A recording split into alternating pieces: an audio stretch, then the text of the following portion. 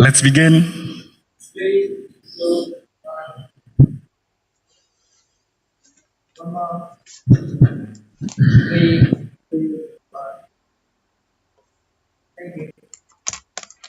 Thank you so much. Please have your seats.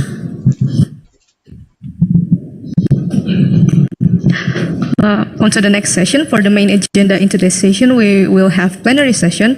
This session will be divided into two. The moderator for the first session is Professor Yoyong Arfiadi. He is a professor in Atmajaya University, Yogyakarta. He has an expertise in structural engineering. Therefore, please welcome Professor Yoyong Arfiadi.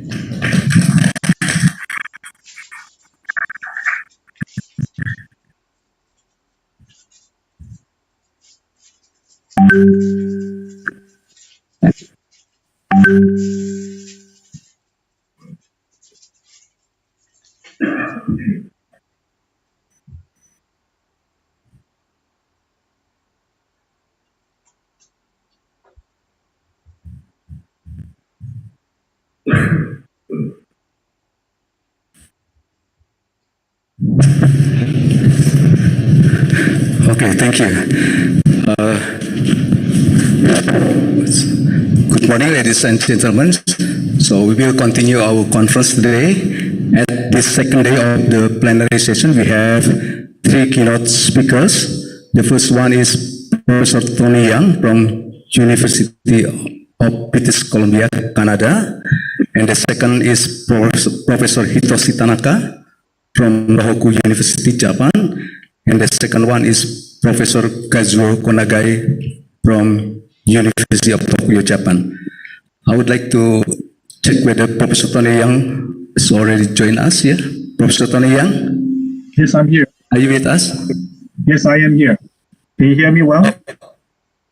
Yes, I'm here. Okay, great. Good evening, Professor Young. Good evening, good morning. I'm here. Thank you.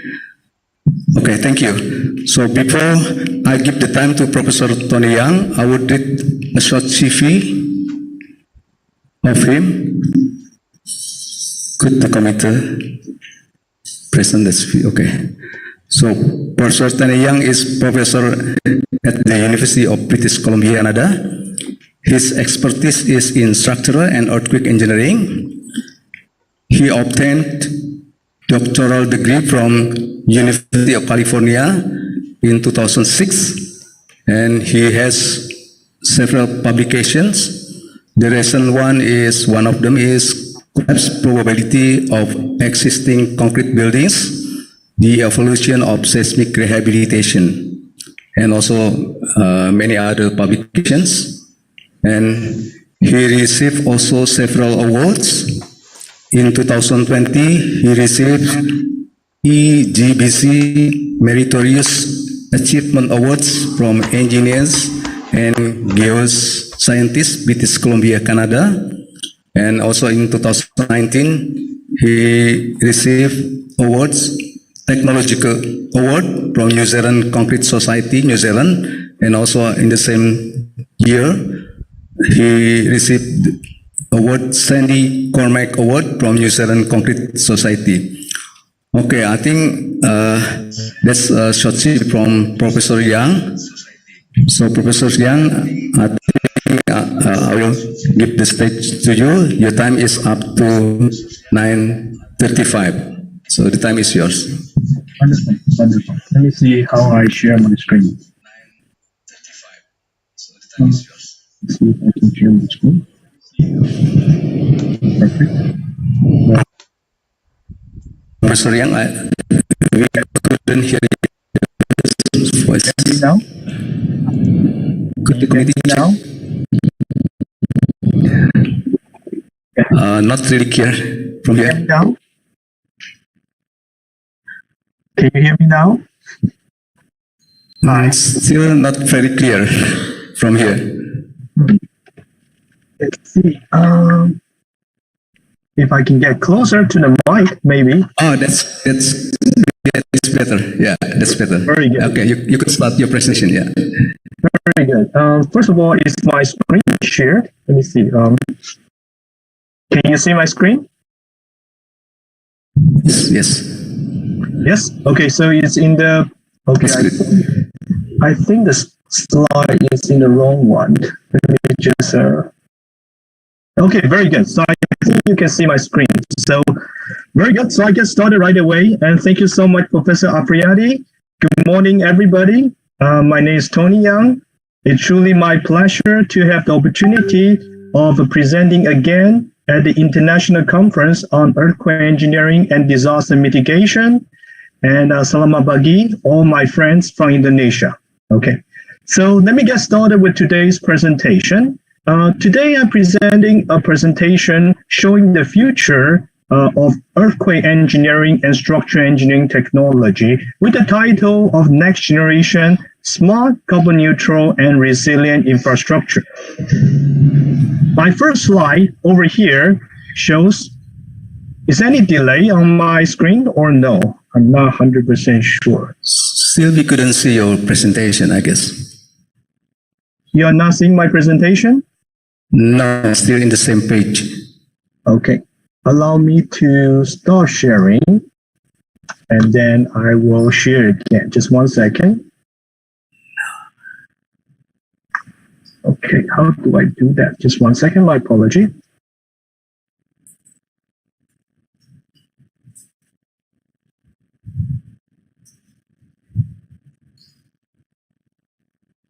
Okay. It's a good question. I have stopped sharing, so I'm going to try to share my screen again. Yeah, it's right. Yeah. Okay.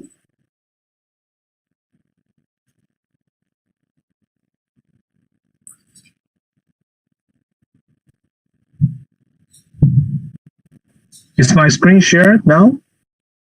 Oh, yeah. Okay, very good. Very good. Okay, so I will start animation mode, and please do let me know if it's shared properly.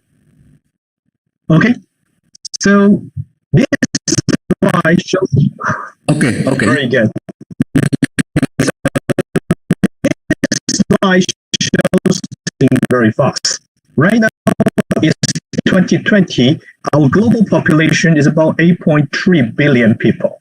We're expected by 2050, so about 20 years later, 20 plus years later, the population will grow to 9.7 billion people.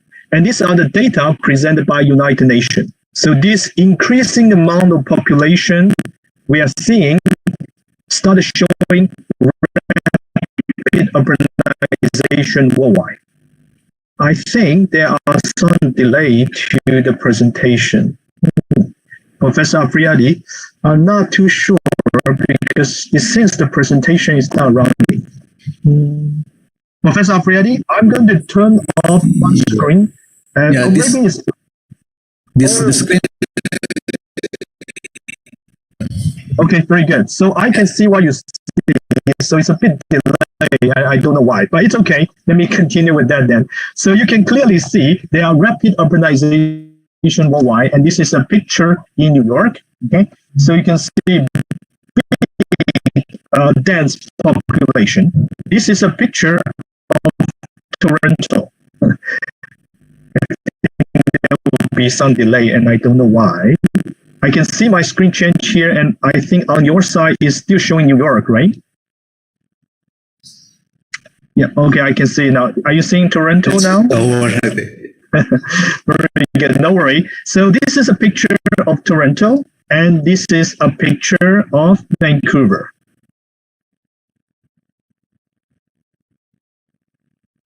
My apology, I'm actually seeing what you're seeing, so it's a bit delayed in terms of the speed.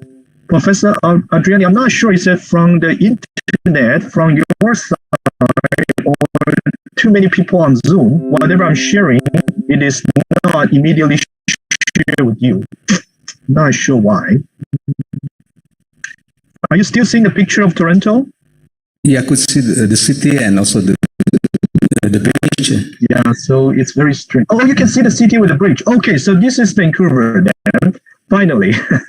So you can see with so much population growth worldwide, we're expecting to see a lot of new infrastructure need to be built. It is expected about 2.1 trillion square feet of new construction need to be built by 2050. So for many of us, we don't really use the unit of trillion square feet. Just so you know, Jakarta is about 800 square meter, okay, a kilometer, 800 square kilometer. Singapore about 700 kilometer square. So 2.1 trillion square feet means is that we need to rebuild or build 9 Singapore every year around the world for the next 30 years. So there are a lot of construction need to be built. And these constructions are creating global warming worldwide. I'm going to pause a little bit because it seems like the presentation slide showing up in your conference is slow by a few seconds. I don't know why. I think you're still seeing a picture with City of Vancouver, right? It's already changed to, yeah. You can see it now. So now you can see the whole world are seeing a huge carbon emission growth. So you can see United States, China, actually Indonesia in high production of carbon emissions. These carbon emissions are causing global warming and it's causing an issue. We see forest fire, we see a rise in seawater levels. So many countries have decided to work together in achieving green carbon gas emission net zero by 2050. Okay? In order for us to achieve net zero by 2050, what we need to do is by year 2030, we needed to start cutting the carbon emission by 30%. If we don't do that, part of Indonesia will be undue. In addition to the new build, in addition to the carbon impact caused by the war, we are seeing our existing infrastructure in North America are deteriorating very fast. Right now, based on our initial search, it costs about 141 billion Canadian dollars to actually replace existing infrastructures which are rated very poor. We cannot reuse them again. And we need another injection of $11 trillion new population growth. In addition to this population growth and maintaining of the infrastructure, we're also seeing our infrastructure experiencing lots of loss, financial losses through natural disaster, earthquake, windstorm, fire, flood. We see it all the time. Within the period between 1998 to 2017, less than 20 years, globally, the economic loss for infrastructure reached about close to $3 trillion US dollars. So the next generation infrastructure that we're focusing on developing, we started using new way of construction. So we pre-made those in a factory and quickly assemble on site. We're developing 3D printing technology to allow us. We're reusing recycled material, use of a massive timber material to reduce the carbon intake to the new infrastructure. Of course, at the same time, we want to make sure those infrastructures have all the technology we can to make sure they are safe for the next round of earthquake. So we start developing energy dissipation devices. Finally, we're using monitor in real time, so the next generation infrastructures are smarter, they are carbon neutral, and they are resilient. Back to the pictures we see, the conventional constructions, this is the picture in United States, but no different in many other places. We lack of skilled workers. In North America, we have very few skilled workers are working anymore. We also, conventional construction needed a lot of time for construction. And you have a lot of waste in the construction material, and a lot of time, very poor quality assurance. And many, many times it's affected by the weather and lack of construction site for us to build.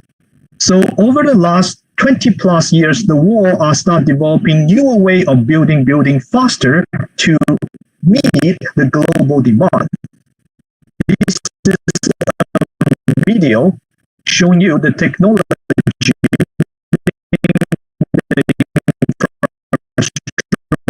design and assemble the structures together. This is a real line time showing how fast construction can be built. This is a 15-story building within 2 days, less than 2 days, 46 hours, the building are able to construct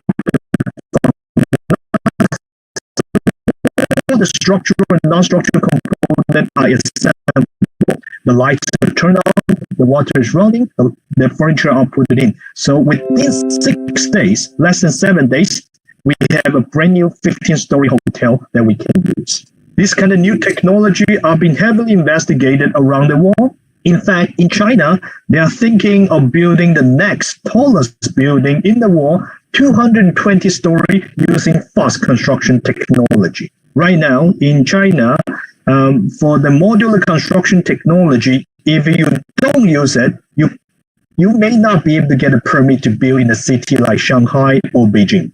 So in North America, we're developing a fast construction technology. Buckling restraint knee brace truss movement frame is one of the technology that we have collaborated with our colleagues around the world.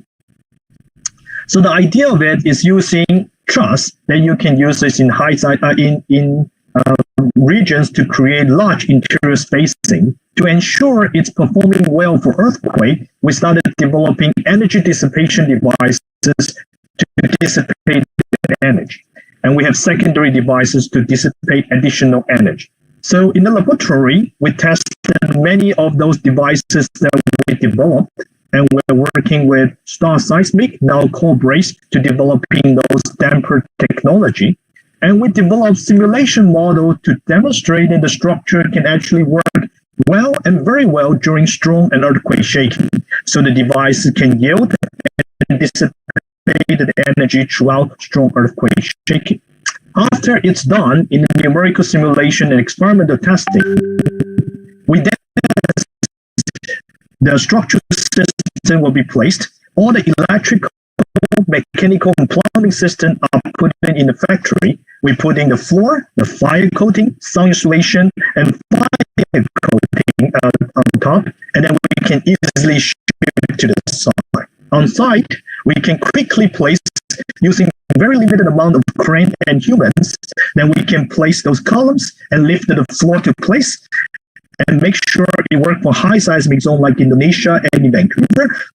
We started putting these energy dissipation devices. The device can be very quickly, the structure system can be very quickly constructed using very limited amount of human. And the system, it's very lightweight, very fast construction, and it's earthquake resilient. So we can easily deploy it to many locations around the world. The system can be placed in groups of modules and places together, and we can create a very large opening spaces, no different than this rendering shown on the slides. The other technology that we have developed here in North America is reusing the shipping container technology to build housing, because we have many shipping containers left in the North Shore, and then we needed to reuse them. And our goal is to quickly assemble them so we can solving the housing issues in Vancouver. So we put the shipping container in the factory. We put in the electrical, mechanical, the kitchen into the module, and we quickly ship into the site. To make sure you work for sites, we put the modules on top of each other. And we developed a special bonding mechanism between the modules very, very fast without waiting for secure those panels very easily. Inside those individual units, they are furnished kitchens with cabinet, water, everything is run. So this is the type of construction that we can quickly addressing the housing market. Very recently, just like Indonesia, Vancouver, Canada in general have abundant resources of wood. Okay, Canada and Indonesia are both countries exporting woods resources. Very recently, we started developing high-rise buildings